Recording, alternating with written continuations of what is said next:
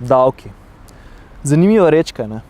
Zanimivo, kako se nekateri razburjajo nad tem, medtem ko drugi uživajo vse ugodnosti, ki jih v drugih delih sveta ni.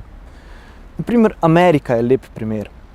Tam plačujejo vse mogoče davke, pa vendar so stvari zelo slabo postavljene. Zdravstvo. Tam se plača vse. Če zboliš in potrebuješ zdravila, plačaj. Če se polomiš in potrebuješ operacijo, plačaj. Po operaciji seveda. Ne vem, če ste vedeli, ampak operacija kolka tam stane okoli 30 000 evrov.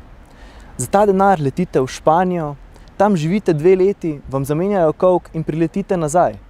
Kaj pa pri nas? Kdo plača? Nihče, a hkrati vsi. Izobrazba. Vsa izobrazba, ki je višja od srednje šole, se plača.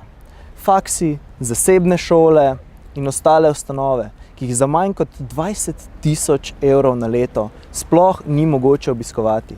20 000 evrov na leto in pred vami je več takih let. Kaj pa pri nas? Uganite, koliko faksov je plačljivih? Noben. Kaj pa, ko ste naredili izpit in kupili svoj prvi avto in ga peljali registrirati? In ste morali plačati cestnino, pa ste se kdaj vprašali, zakaj? Jaz sem se. Zdaj se pa pojdite malo peljati po slovenskih avtocestah in glavnih cestah.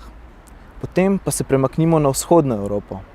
In še enkrat dobro premislite, zakaj plačujete cestnine.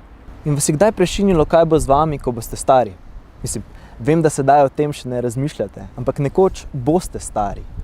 Stroške za življenje in hrano pa boste še vedno morali poravnati. No, tukaj pa na pomoč priskoči država z davkom za pokojnine, kjer je poskrbljeno za vse upokojence. To je zato, da boste lažje preživeli svoja starejša leta. Mogoče bolj pomembno, kot si mislite. Gasilci. Pri nas imamo zelo razvito tradicijo in spoštovanje do njih. Če se slučajno zaletite, kdo vas pride rešiti? Če vam zagovori stanovanje ali hiša, kdo pride gasiti? Če pride do potresa, poplave, vetra, snega, žledu, kdo priskoči na pomoč? Gasilci. In če že ne poklicni gasilci, pa prostovoljci. Edina razlika med prostovoljci in poklicnimi je ta, da prostovoljci izvozijo z gasilskega doma v malo manj kot 7 minutah. Poklicni pa v 1 minuti. In ta vmesni čas lahko pomeni razliko med življenjem in smrtjo. Torej se še sprašujete, zakaj plačujete davke. Gasilci, pokojnine, ceste, zdravstvo, izobrazba in še bi lahko naštevali. In zakaj plačujemo davke? Je zato, ker obstajajo ljudje, ki posvetijo skoraj celo svoje življenje ali pa celo tvegajo svoje življenje, zato da je nam lažje. In zato si zaslužijo biti plačani. In kdo mora plačevati davke?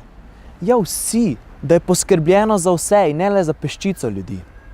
In pa tisti, ki mislijo, da davkov ne rabijo plačevati. No, za tiste sem pa tukaj jaz.